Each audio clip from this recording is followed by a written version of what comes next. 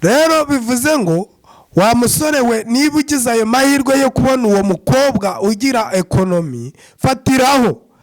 Uwo nguwo n'umushaka ntago azaza asenya ibyawe, oya, ahubwo azaza mutere imbere mugere ku rwego rwiza rushimishije. Niba mutangiriye mu buzima buri hasi, muzagera ku buzima buri hejuru, mutere imbere mukire, mugende mwunguka.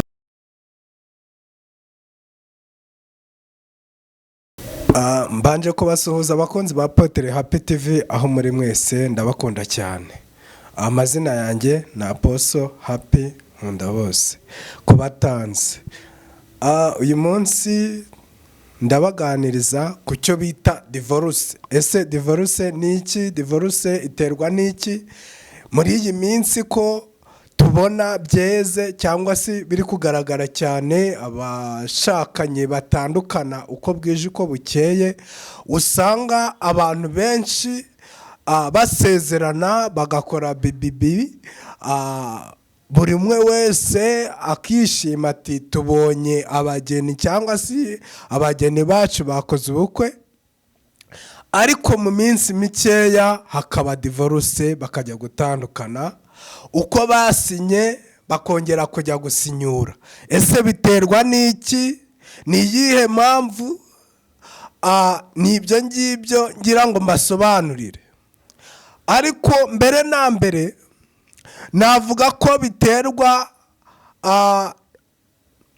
no kuba umuntu yararebye nabi cyangwa se amarangamutima ye yaramukuruye cyane, bigatuma bajya bavanga urukundo n'impumyi, bigatuma noneho ubwo buhumyi yagize bumusunika agatora, nabivuga gute, agafata umuntu ati tugiye kubana, ariko akabikora ahubutse atabanje kubitekerezaho, cyangwa se akaba ari nko kuvuga ngo ngiye kwigana abandi.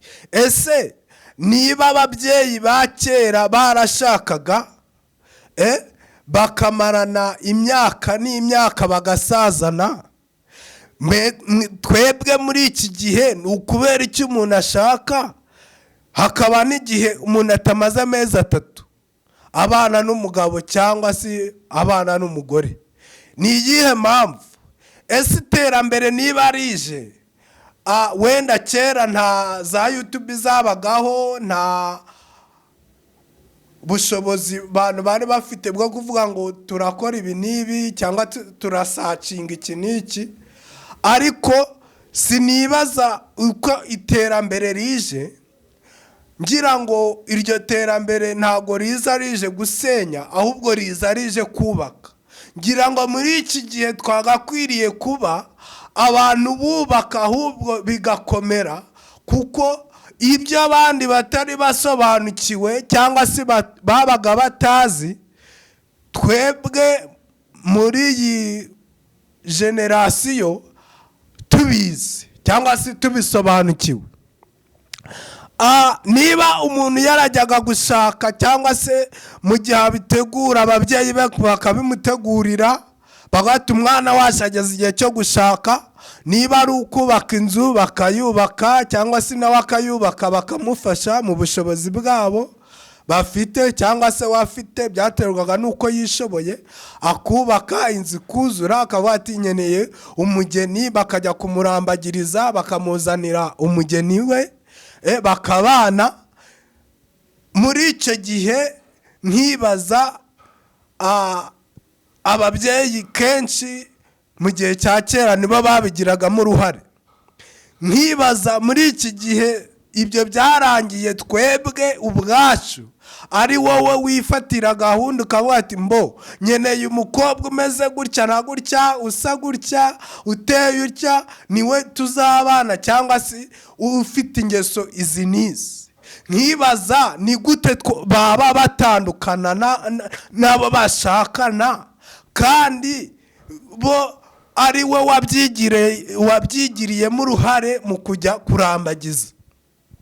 Ubundi abakera bo barambagirizwaga n'ababyeyi, cyangwa se akaza bati nakunze umukobwa kwa runaka bakabimugiramo bigakunda.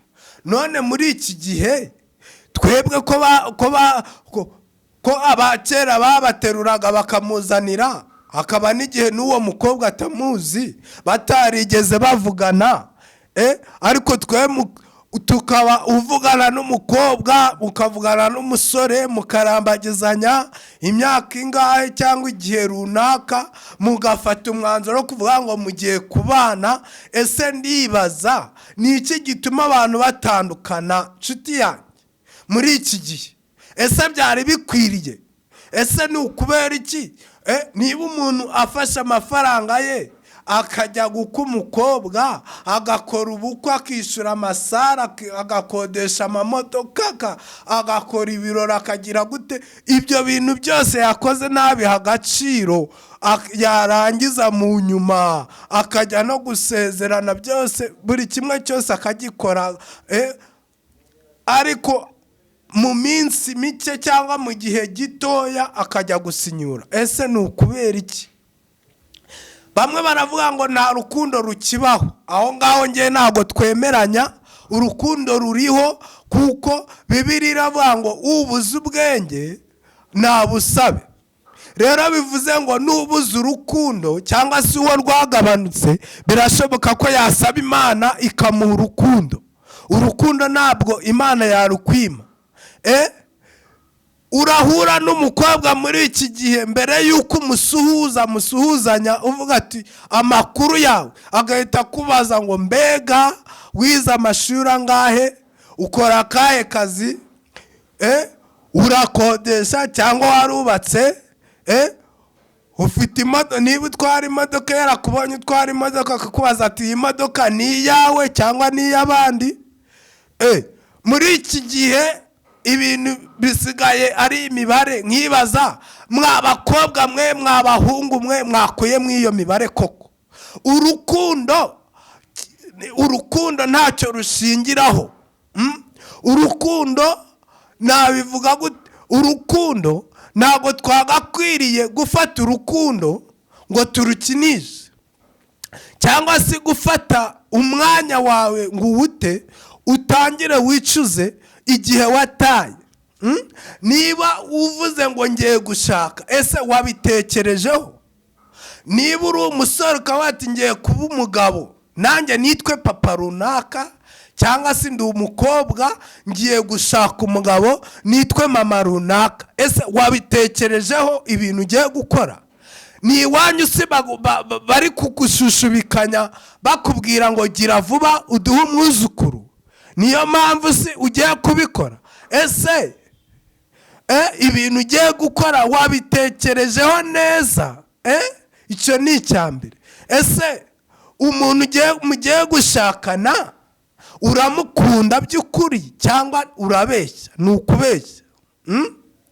Ese wowe ugiye gushaka aragukunda, cyangwa ni kwa kundi nyine ko kuvuga ngo runaka kuko afite inzu nziza, runaka kubera ko afite amafaranga, runaka kubera ko afite akazi keza tugomba kubana, ariko nta rukundo ruhari? Icyo gihe rero nkubwira ngo naza azanwe n'ayo mafaranga cyangwa ibyo bintu ufite, umunsi byashize, umunsi byavuyeho, urukundo narwo mbega kubera ko yazanwe n'ibyo bintu, nibishira ubwo garanti yo kubana izaba irangiye. Niba yaraje akurikiye ayo mamodoka, ayo mazu, ayo mafaranga yawe ufite kuri konti, cyangwa ubwo bushobozi ufite bukarangira, murabizi ko ushobora kuba ufite akazi bijya bibaho kagahagarara. Niba uwo mukobwa yaje azanywe n'amafaranga, we ashaka kugukuraho ayo mafaranga, cyangwa se ari kukubara akaba ati nidupasura ku modoka ye nzabona haya, ku nzu nzakura haya, ku mitungo ye afite nzakuraho ibi n'ibi. Icyo gihe wowe ntukavuge ngo washatse wiganya abandi.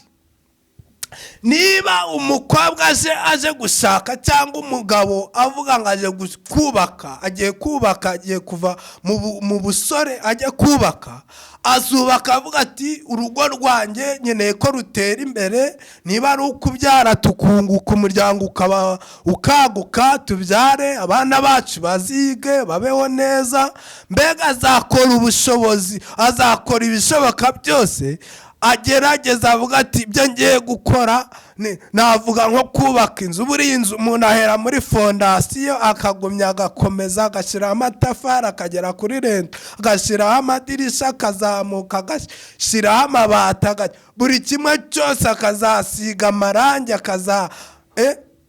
akazakora inzu neza, ukabona inzu imeze neza, nyine isa neza.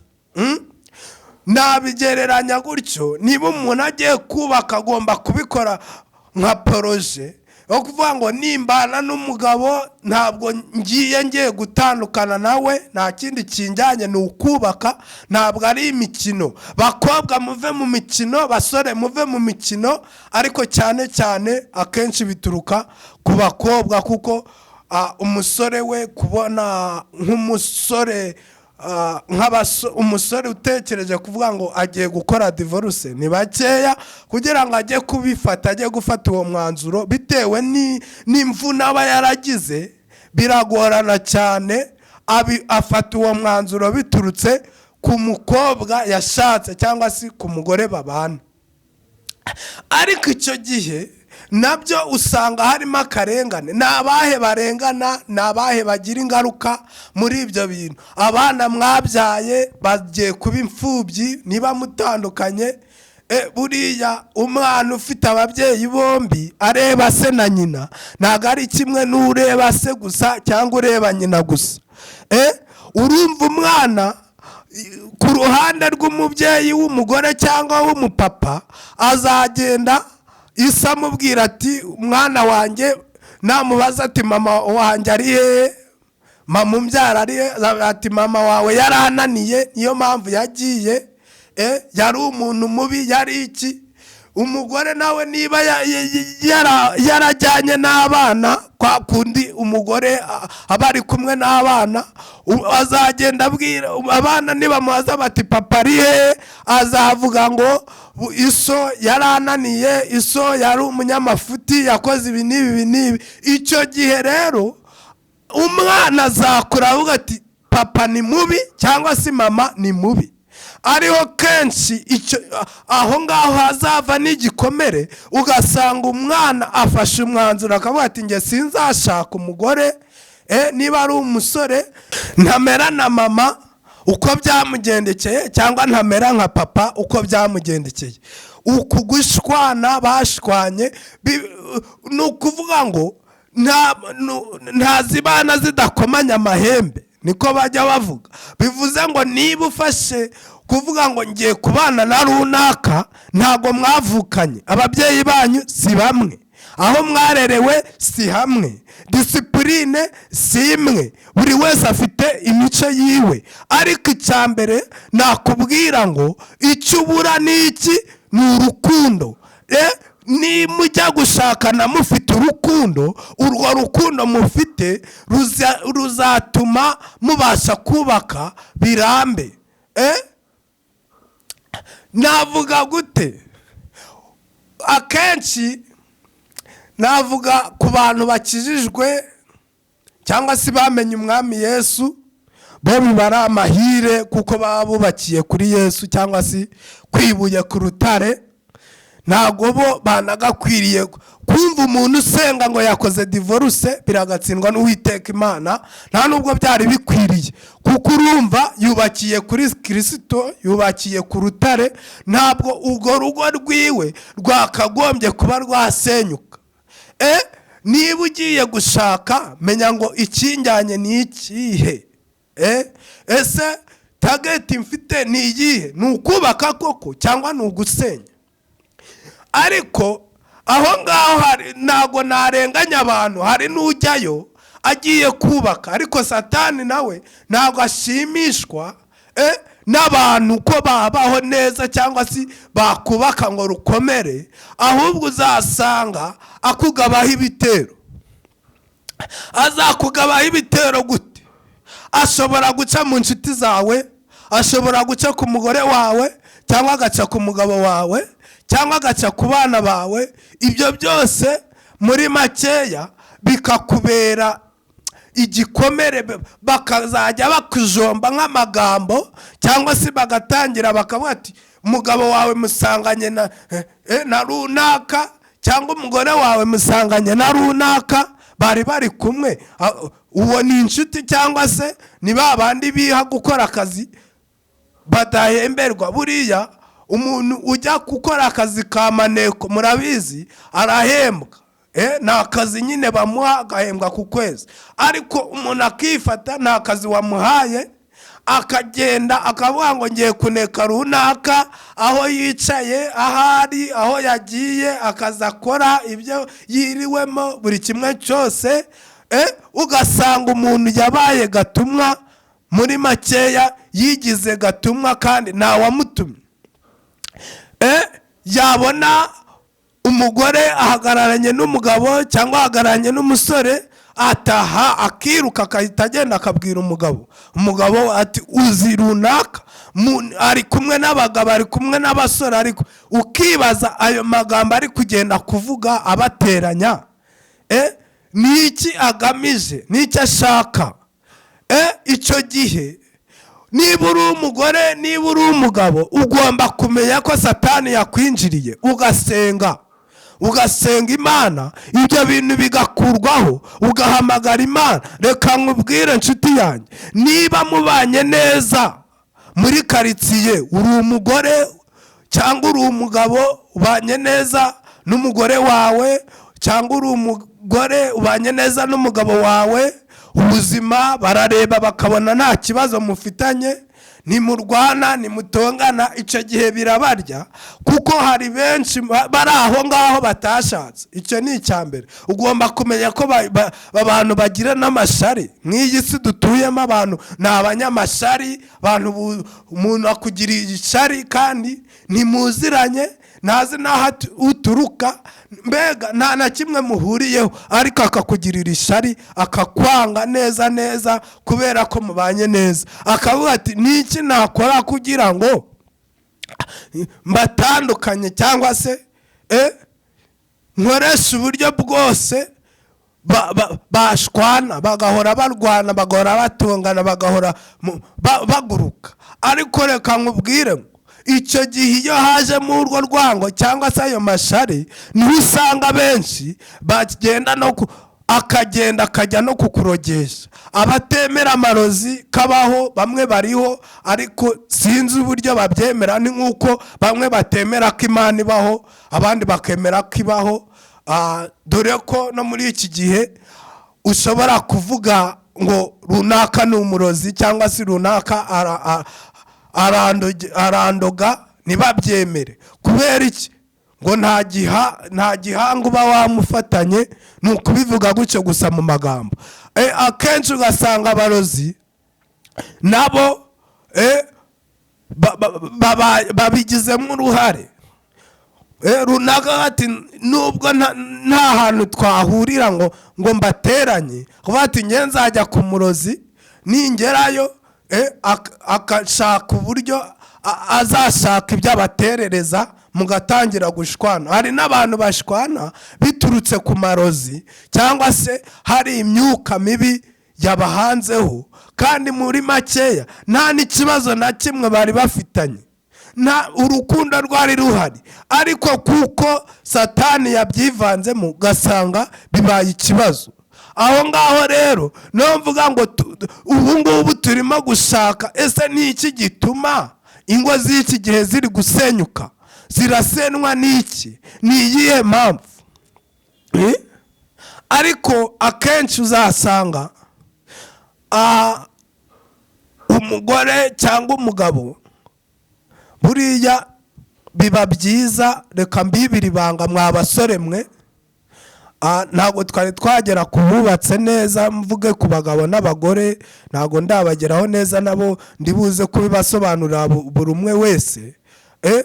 Uzasanga akenshi na kenshi wa musore we, reka nkubwirire ibanga uzakoresha niba utarashaka cyangwa niba ubuteganya. Uzashaka umugore ugukunda, umukobwa uzi ko agukunda. Kubera iki? Wowe mugabo ushobora kuba, wowe musore ushobora kuba udakunda uwo mukobwa, ariko urukundo rukagenda ruza gake gake uko mubanye, uko ugenda ubona gukorera ibintu runaka, mufiyansanya n'iki, rukagenda ruza gake gake gake gake.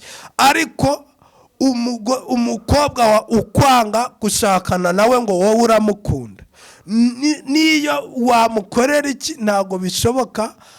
Buriya abakobwa ntago bafite uburyo bashobora kwikontorora nk'uko twe twikontorora, ngo abe yafata urwanga gufitiye arukureho, cyangwa se bigende biza nk'uko twewe bishobora kuza, wowe ukabideretinga. wowe mugabo ukavuga ati niba ntamukundaga cyangwa niba mukundaga gakeya ariko bizagenda biza. Wowe ufite ubushobozi, twe dufite ubwo bushobozi bwo kubimanaginga cyangwa se kubikontorora. Ariko umukobwa niba kwanga, abakwanga icyo wakora cyose, niyo wamujyana ku kwezi cyangwa se simbizi, wamusohokana ukamukorera ibyo wamukorera byose akwanga, ni hahandi ntabwo urukundo ruzaza. Reka aho ngaho niyo mubana ku miguruko, kuko nyine atagukunda. Buriya icyo mvuga urukundo ku mukobwa cyangwa se ku mugore, reka mbaho urugero rwo muri Bibiliya. Hari umukobwa wa Sawuli wakunze Dawidi. Amukunze, kenshi murazi ko dukora ibiganiro bijyanye niyo kubivuga ku ijambo ry'Imana, cyangwa se muzumva nkunda gutanga ingero mvuga kuri Bibiliya, kuko Bibiliya ni ijambo ry'Imana kandi turaryemera. Ku bataryemeraho sinabarenganya, ariko namwe mufite ibyo mwemera. Buriya buri wese aba afite icyo yemera. Ushobora kuba niba utizera iryo jambo, ushobora kuba ufite ibindi wizera. So ntago nakurenganya, nta nubwo ibyo ngibyo nabitindaho. Ariko uwo mukobwa wa Sawuli yakunze Dawidi cyane. Amukunze, wumve icyo navugaga mbasobanurira gukundwa n'umugore cyangwa n'umukobwa. Kuba ufite umuntu ugukunda w'umukobwa, umva icyiza cyabyo cyangwa se umumaro wabyo. Iryo ryari ibanga nabibiraga basore, bagabo, namwe mwashatse ariko mwamaze gushaka. Ariko niba ufite umugore utagukunda, yewe reka nkubwire ngo nawe aho ngaho navuga ngo ni Imana yo kukurengera. Uvuga ati ni Imana ikindinze kuba mutare mwatandukana, kuko ahantu hatari urukundo muri makeya nta kintu kiba gihari. Uwo mukobwa kubera ko yakundaga Dawidi cyane, ngo baramumuhaye. Icyo gihe se Sawuli amukoresha ibintu bikomeye.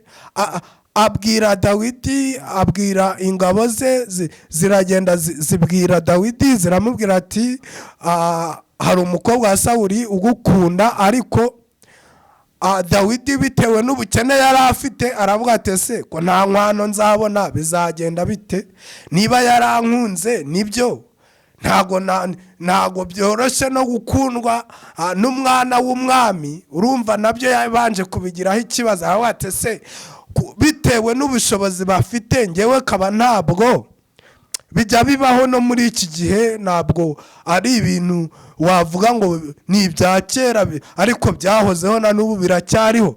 Kuba uri umusore w'umukene ukavuga ngo ndakundwa n'umwana w'umukire kugira muzabane, ni ibintu bikomeye, biragoye, ariko birakunda kubera Imana. Burya ku bantu bizera, twe twizera ko nta kintu na kimwe kinanira Imana, cyangwa se ibidashobokera abana b'abantu ku Mana birashoboka. Dawidi nubwo yari umukene ariko yasengaga Imana. Nshuti yanjye, hari ibanga ku bantu basenga Imana, ku bamenye Imana. Arangije uwo mukobwa akunda Dawidi cyane, hanyuma babibwira se. Ise aravuga ati nta kundi nabigenza, nzamuguha. Ariko Dawidi ngo abyumve, nawe agira ikibazo cyo kuvuga ngo inkwano zava he, ese bizagenda bite? Ariko ngo ise Sawuli kuko atakundaga Dawidi, ngo aravuga atumva nta kindi namuha, cyangwa se nta yindi nkwano mwatse, icyo musabye ni ukugenda akica Abafilisitiya, akica abantu, akazana ibinyita ijana, kugira ngo abakate ubugabo bwabo, agire ubugabo 100, ngo azabuzanire umwami, ngo nicyo niyo nkwano amwatse. Ariko ngo Sawuli abikora gutyo kugira ngo Dawidi ngo nagerayo apfireyo, kuko yaramwangaga. Ariko Mana we, birasekeje ahangaha.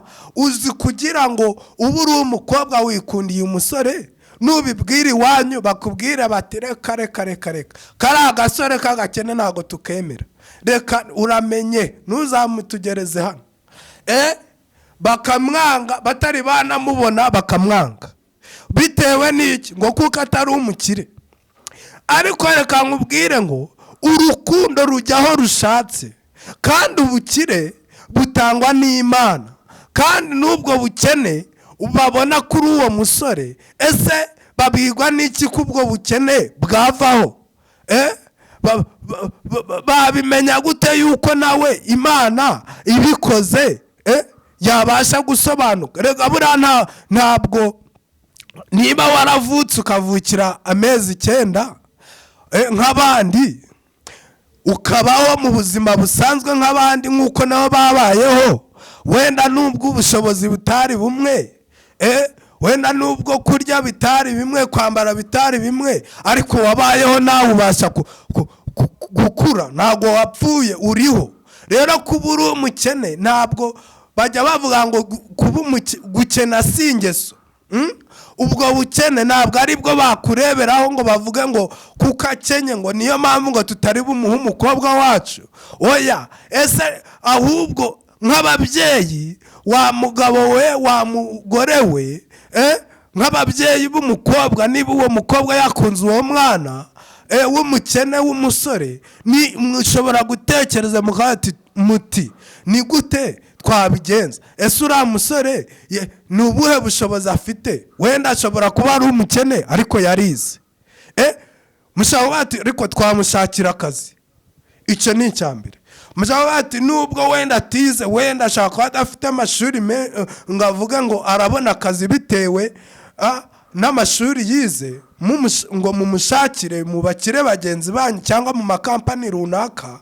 Ariko ukawata mbo uwamuha igishoro yacuruza agakora business, byakunda. Umukobwa wacu ntazicwe n'inzara, umwana wacu ntazabura icyo kurya, ntazabura icyo kwambara, cyangwa mbega mukamufasha mu bushobozi mufite. Ariko nimuvuga muti ntabwo bishoboka ngo mumuhambire kuri wa musore adakunda. Icyo gihe rero, kuko mumuhambiriye kuri wa musore adakunda, niho usanga ingo ziri gusenyuka. Kubera iki? Namukorera ikosa cyangwa naramuka akoze nk'ikintu runaka kibabaza umutima we kuko atamukunda, uzajya kubona umukobwa yatse gatanya, baratandukanye. Niba barasezeranye baratandukanye, bakoze divorce. Ese wa mubyeyi we w'umupapa w'umumama, uzishimira kubona umukobwa wawe ntaramara amezi 2 cyangwa 3 cyangwa umwaka cyangwa imyaka 3 arasenyaje kwicara iwawe, cyangwa ngo agiye kwibana? Ese ubwo bizagushimisha? Kubera iki? Yashatse umugabo adakunda, yashatse umuntu adakunda. Navugaga kuri uwo mukobwa wari wikundiye Dawidi, nubwo se ngo yaruhije Dawidi akavuga ngo abanze ajye kurwana intambara azane ubugabo ijana.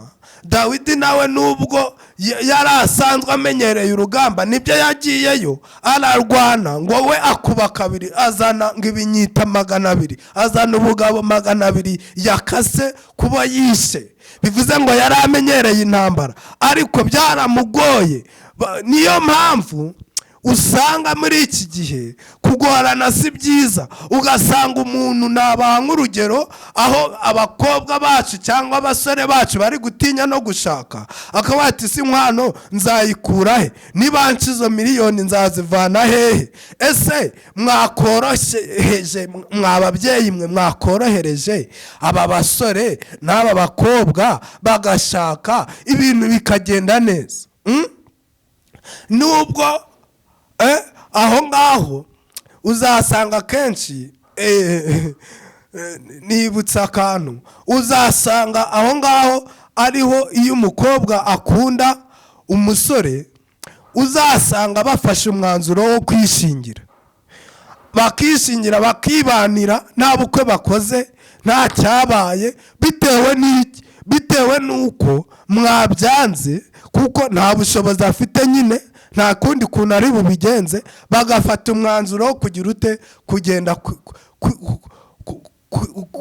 kubana gutyo nta kundi nyine ubuzima bugakomeza. Bazabona ubushobozi cyangwa se bazabona bigenze neza bakaza kwirega bakazasezerana nyuma, nabyo bibaho. Ariko twakabaye tworoshya ibintu mwababyeyi mwe. Birakaze muri iki gihe, ni ubuzima bugoye ariko twakabaye tworoshya ibintu. Dawidi baramurusha ngo aragenda ajya kurwana intambara kugeza ubwo yishe abantu, akabakata ubugabo bwabo ngo akabuzana. Muri make ni nko gutanga amaraso yiwe cyangwa se ni nko kwiyahura. Ugasanga watse umusore inkwano atazapfa abonye no mu buzima bwiwe. Muri make umwatsa amafaranga atari yatunga no kuri konti ngo niyo nkwano, ngo ukeneye inkwano ingana gutya. Ese iyo nkwano azayikura hehe?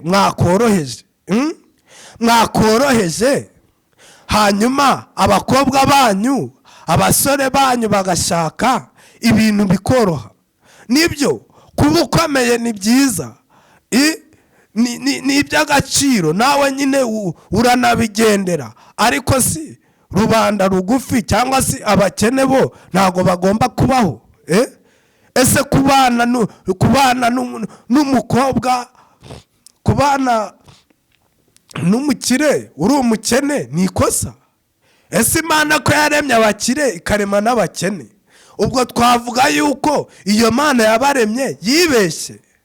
Oya, niba yararemye umukire ikarema n'umukene nuko yabigenye. Niyo mpamvu rero tugomba kugira ute koroshya, hanyuma abasore bacu abakobwa bacu izo mbogamizi ziri ku babyeyi ibyo ngibyo bikavaho. Ibyo nabyo biba impamvu runaka ituma abasore usanga bahera iwabo cyangwa abakobwa bakabura ukuntu bakabura uko bashaka, cyangwa ugasanga niba nashatse kubera ko bamuhambiriye ku muntu adakunda. Ibyo bireze mu miryango, nibyo byuzuye. Kubera ko bamuhambiriye ku muntu adakunda, ugasanga kwihanganira amakosa ye cyangwa amafuti yiwe biramunaniye.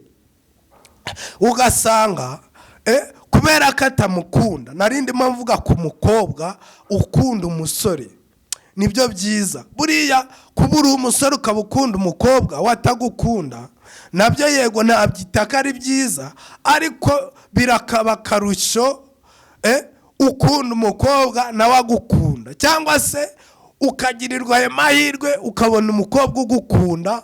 Ibyo biba ari iby'agaciro. Buriya ku bagabo twebwe nababwiraga ko byoroshye kuba wamanaginga urukundo ukaba waruzana byoroshye.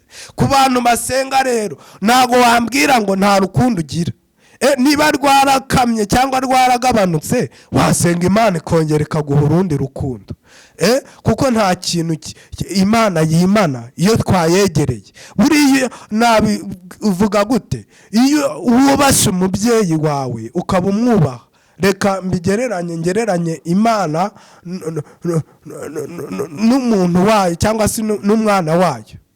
Kuko biriya ngo turi abana b'Imana. Reka mvuge ngo niba uri umwana w'Imana, ni gute umwana yasaba akavuga ati nkeneye urukundo, Imana ikarumwima?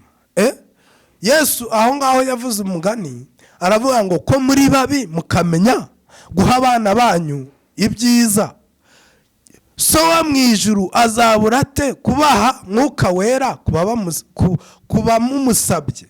Rero bivuze ngo niba Imana ibasha gufata Mwuka Wera, muzi ko Mwuka Wera cyangwa se impano y'umwuka ni ikintu gikomeye. Ku batabizi bazi ko byoroshye, ariko ni ibintu bikomeye.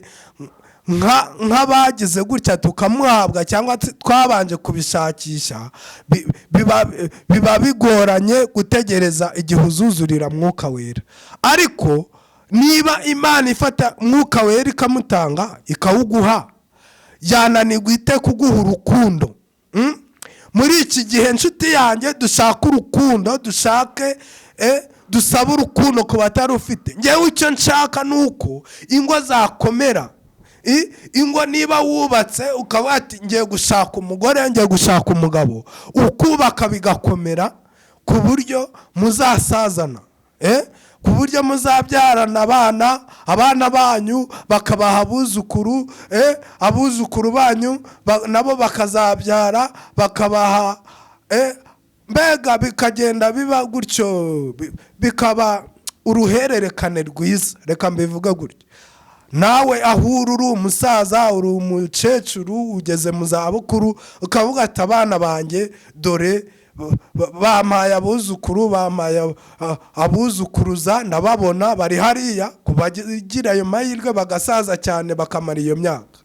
Mvuga ngo tugerageze twihangane. Buriya nugira urukundo, niba ufite urukundo uzaba ufite no kwihangana, kuko urukundo rwihanganira byose, rubabarira byose, kandi ntirwirarira. Urukundo Pawulo yaruvuzeho neza. Ariko reka nkubwire ngo urukundo, ku muntu ufite urukundo, haleluya haleluya, abatandukanye n'umuntu utarufite, kubera ko urukundo rubasha gutuma umuntu yihangana. Nshuti yanjye, nta kindi kizatuma wihangana kereka urukundo nurugira, niyo pasiwadi. Reka nkubwire rero, ushobora kuba utashobora kwisengera, cyangwa se kuba ubonye bikuyobeye, cyangwa se ukeneye inama.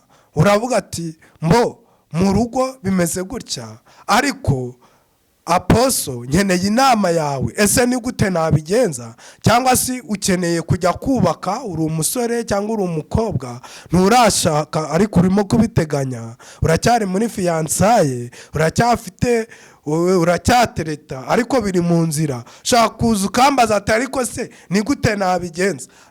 Nabigenza gute? Ese ningera mu rugo nzitwara gute? Ese umugabo wanjye niba akunda ibi cyangwa yanga ibi, ese nzabyihangana? Mbega ukaza tukakugira inama. Hari undi navuze nkitangira, navuze ngo urukundo ni impumyi. Hari n'abandi bagira gutya bitewe n'amarangamutima, bitewe n'ubuhumyi, akavuga ngo nakunze umuntu, ngo bitewe ngo nuko asa neza mu maso, ngo bitewe ngo nuko afite amaguru meza, ngo bitewe n'amabuno. Bibaho ibyo byose nyine, bitewe ngo nicyo yagendereyeho areba. Ariko reka nkubwire nshuti yanjye, urukundo ntago ruba ku maguru, ku mabuno, ntago ruba mu maso cyangwa n'ahandi hantu warebye ubwiza. Urukundo ruba ku mutima. Ushobora kuvuga ati Aposo, ngewe ko nta maso mfite areba mu mutima, ese nabwirwa n'iki niba runaka nkunda cyangwa nyanga? Ese nabwirwa n'iki niba tuzubakana rugakomera? Wa mukobwa we, wa musore we, urimo kubiteganya. Ngewe nahawe ubushobozi bwo kumenya haleluya, mfite impano zitandukanye, wowe ngwino umbwira ati ngwino tukurebere, ngwino ugisha inama, haleluya. Uvuga ati uyu mugabo cyangwa uyu musore tugiye kubana koko niwe wanjye, tuzabana tuzubakana rukomere, waza nkakugira inama, nkakubwira uyu nguyu muzubakana rukomere, cyangwa se ntimuzubakana, nuwo kugutesha umutwe nkabikubwira, niba uri umusore, niba uri umukobwa. Ibyo ngibyo rero bizatuma ugira ute, wubaka rugakomera, mu gihe wubakanye n'umuntu ugukunda, cyangwa se mufite icyerekezo kimwe, uje afite umugambi mwiza wo kubaka, ataje gusenya. uzi kugira ngo umuntu aje gusenya ibyo ugezeho. Ibyo nimbivuga abagabo murabyumva neza bashatse, cyangwa se abagore mufite abagabo, hari igihe umuntu aza wari ufite iterambere, rya terambere ryawe ryose rikayoyoka akarivanaho bitewe n'amaraha yiwe, cyangwa se akazajya agenda akubwira ibintu bihambaye birenze ubushobozi bwawe, kandi cyangwa se akagusaba ibintu biruta. Tuvuge n'urugero, kambaye nk'urugero rworoshye. Niba umugabo afite umushahara wenda akorera nk'ibihumbi 300 nk'urugero ku kwezi, cyangwa 400 cyangwa 500, nk'umugore akaba akubwira nk'ikintu kiguze nka miliyoni, cyangwa se ikintu kiri cy'ibihumbi nka 600, icyo gihe akwatsa ubushobozi burenze ubwo ufite. Niba uhembwa 300 akakubwira ati nkeneye ikintu cy'ibihumbi 600, ubwo mubyumve gutyo, ubwo ngereranije ku mafaranga makeya, nkeneye ikintu cy'ibihumbi 600 kandi uhembwa 300 cyangwa 400, kandi mukeneye kurya, mukeneye kwambara, mukeneye abana banyu bakeneye kwiga, buri kimwe cyose kiri ku mutwe wawe, ariko umugore akwatsa ikintu gisumba n'umushahara, gikubye umushahara wawe 2 cyangwa 3. Aho ngaho wenda ndeke kubizimiza bivuge neza. Ugasanga nk'urugero, wowe uri umugabo uragendesha amaguru, nta modoka uragura, muracyari mu buzima bwo hasi, nta hantu mwari mwagera.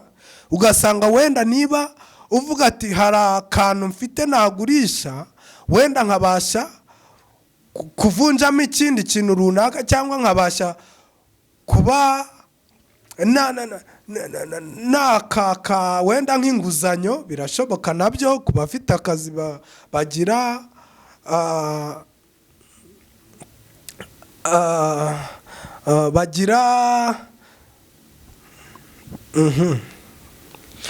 so muranyihanganira, bafite, ninza kubyibuka ndabivuga, bafite amasezerano amara igihe, bafite kontara yitwa indetermine, bafite kontara itarangira. Ashaka kugenda akaka inguzanyo kuri banke, cyangwa se akaka nk'itsinda runaka, akavuga ati nzajya nishura gake gake gake gake gake gake, ariko ngura iki bitewe nuko nyikeneye cyane, cyangwa se tugishaka nk'umuryango. Icyo gihe wenda ubaye ngombwa ko ugenda urakiguze, cyangwa se ni inzu ukeneye kubaka urayubatse, umushahara wahembwaga, niba wahembwaga ayo 300 cyangwa 500, hari ayo bazajya bakataho buri kwezi kugira ngo uzabashe kwishyura umwenda w'abandi urimo ubereye banki. Noneho urumva ubuzima mwari mubayemo, ugihembwa ayo 500 busa nkaho bugabanutse. Icyo gihe rero nujya umugore nakubwira ati nkeneye kubaho muri bwa buzima twari tubayeho, niba wenda tuvugana urugero, niba mwasohokaga 2 mu kwezi, akubwira ati tugomba kongera kuzajya dusohoka buri kabiri mu kwezi. Kandi iyo mugiye mutakaza amafaranga menshi, murabizi ntago wafata imodoka ngo ushyiremo esanse ugende urara ahantu cyangwa umare iminsi ngahe uzagaruke imuhira. Urumva hari amafaranga atakara menshi. Ubwo wenda mvuze muri makeya ku kintu cyoroheje, cyangwa ugasanga kwatse nk'ikintu kirenze ubushobozi, navugaga kirenze ubushobozi bwawe. Icyo gihe ugasanga muri kugishwanira kandi bitari ngombwa. Ese wa mugore we, aho ngiye kwibwirira abagore cyangwa si abakobwa, niba uzi ko umusore mukundana nta bushobozi afite bwo kukujyana ngo mutakaze ijoro rimwe ibihumbi wenda 300 cyangwa 500, ubwo mvuze byoroheje, kuko hari n'abatakaza n'amamiliyoni cyangwa se bagatakaza za 300 cyangwa 500 muri weekend cyangwa igihe basohotse, biterwa n'ubushobozi bw'umuntu. Niba ntabwo afite, ese niba ukeneye ko mwasohoka, ntago mwasohokera n'ahantu horoheje hatari ubu batware menshi, ariko niba ukeneye gusohoka ugasohoka, ariko nturushe umugabo. Ibyo nabyo akenshi usanga nk'abantu bashakana, abantu bakunda, nabivuga ute, ngo kuryoshya, ugasanga nabyo abantu barabipfuye. Ariko nshuti yanjye, icyo gihe usanga iyo nk'umugabo cyangwa umusore udafite ubwo bushobozi, nk'uwo mukobwa uteye utyo, icyo gihe n'ubu utabifite azatangira guca inyuma, azaguca inyuma bitewe n'iki, azavuga ati uyu mugabo wanjye nta bushobozi afite bwo kuba yanjyana aho nshaka cyangwa yangurira ibyo nshatse. Icyo gihe niho bizaba ngombwa ko navuga ngo ntago nabyita amahirwe, nabyita umuvumo, kuko urumva niba yagiye muri ibyo niho biba bitangiye kugira ute, bizana gatotsi, ugasanga bibaye ikibazo. Niba abonye uwo mugabo uri bumusohokana akamutwara, nagenda akarara iyo ngiyo, uri umugabo ukarara mu rugo wenyine, urumva naza azagusobanurira ngo yari yagiye, urumva kizaba ari ikibazo. Ariko ibyo nabyita nk'uburara, reka mbivuga gutyo. Mujye mugerageza mubane mu buzima buri hasi nyine, bitewe n'uko mubane, mbega mubashe kugira ute, kwakira uko mubayeho. Niba uri mu buzima buri hejuru, buri hayi, nyine buri hayi ugomba kububamo. Ariko niba uri no mu buzima buri hasi, emera kubaho muri ubwo buzima. Wijya kurusha umugabo, wijya kugorana, kuko usanga ibyo ngibyo bitari ngombwa. Ayo mafaranga rero atakara, cyangwa se ubwo bushobozi mutakaje, ku mukobwa uzi ubwenge, w'umutima w'urugo, bajya bavuga ngo ba mutima w'urugo we. Iyo umukobwa, nagwa nk'urugero, uri umusore uramusohokanye, iyo reka mvuge n'akandi, navuga ngo ni nk'ikimenyetso ku mukobwa ugukunda, wa musore we, nugenda ngo uramusohokanye, nujya kugura ibintu bihenze, cyangwa niyo waba ufite ubwo bushobozi, azajya akubwira ati sheri, oya, ayo mafaranga nugusesagura, nukuyapfusha ubusa, ugomba kugura, akugira inama ko twagakwiriye kuba twakoresheje aya n'aya. Uwo mukobwa nujya gushaka, uwo nguwo ntago wamusiga, uwo nguwo ugomba gufatiraho. Kubera iki? Uwo nguwo urumva afite ekonomi, rega na ekonomi bikenewe, afite ekonomi. Nabanga ayo mafaranga mupfushije ubusa, yakabaye yakaguza iki? Uwo nguwo numuzana ukamushyira mu rugo, ntabwo azaza ngo asenye bya bindi wubatse, ahubwo azaza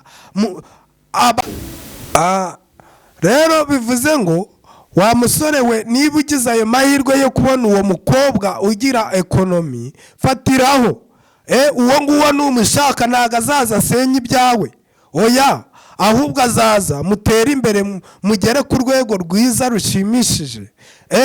Niba mutangiriye mu buzima buri hasi, muzagera ku buzima buri hejuru, mutere imbere, mukire, mugende mwunguka. Niba ari bizinesi uri gukora, ntabwo bizinesi yawe izahomba, kuko azagutera murara. Abantu musenga Imana, cyangwa se musenga Imana ivuga, nimvuga Imana ivuga, hari abasenga Imana zitavuga, ubwo nimundenganye, abo ngabo ntago nabatindaho, ariko ndavuga ku basenga Imana ivuga. Buriya ku muntu ufite isezerano yo kuvuga ngo mwana wanjye nzaguha umugore, mwana wanjye nzakubakira, nzaguha umugabo mwiza, nzagira gute. Abantu bahawe amasezerano, bafite amasezerano y'urugo cyangwa se yo kubaka ingo, aho ngaho ku bantu musenga, ntabwo Imana ishobora kuba yaguha umugore uri aho ngaho gutyo gusa ari yo yabyivugiye, ahubwo iguha umugore uhuje n'uko yakubwiye cyangwa se ibona. Salomo yaranditse aravuga ngo umugore mwiza umuhabwa n'Uwiteka, kandi ngo ibintu n'amatungo tubihabwa n'ababyeyi, ngo ariko umugore mwiza tumuhabwa n'Uwiteka. Bivuze ngo rero umugore uturutse ku Mana, umugabo uturutse ku Mana, nshuti yanjye, uwo mugabo azaba ari originari, uwo mugore azaba ari originari. Nubwo buryo nashatse kubivuga, icyo gihe ntabwo uwo muntu azaza ngo aje gukina, ntabwo azaza. Abarundi bo bajya bavuga ngo ni ugupyinata. Ntabwo azaza aje gupyinata, azaza aje kubaka. Kuko nibyo umugabo yaramusengeye, umugore yaramusengeye, niba agiye kubaka azubaka rukomere. Oya, ntabwo azita ku magambo y'iki gihe abantu bavuga ngo none singa urabona ngo runaka ko yubatse ngo byamaze kangahe. Buri wese agira igeno rye. Ni ukuvuga ngo niba runaka yarubatse bikanga, ntabwo wowe ariko Imana yakugeneye ko niba we byaranze, wowe bizakunda. Wirebera ku bandi, wowe genda nkawe, haguruka nkawe, bati ngiye gushaka, abaguca intege bareke. Divorce, hehe na divorce, hari urukundo, hari ubwumvikane, hari umubano mwiza. Warasenze Imana, cyangwa na n'ubu ukiyisenga. Ntabwo mvuze nshobora kuvuga ngo warasenze Imana ukumva ko warangije gusenga, ariko gusenga ni uguhozaho. Ku bantu dusenga murabyumva cyane, tujye duhora gusenga uko bwije nuko bukeye, duhora dusenga. Ijambo ravuga ngo yemwe abibutse Uwiteka we, mwe nimugahweme, nimugatuze, mujye muhora musenga mubwira Uwiteka kugeza igihe i Yerusalemu hazamerera neza, kugeza igihe bizasobanuka uzinjirira muri Kanani yawe, uzinjirira mu isezerano ryawe, kugeza igihe uzubaka. Haleluya! Ukubakirwa n'Imana, ukubakirwa n'Umwami Yesu. Nshuti yanjye, muri iki gihe utubakiye kuri fondasiyo y'Umwami wacu, ndakurahiye,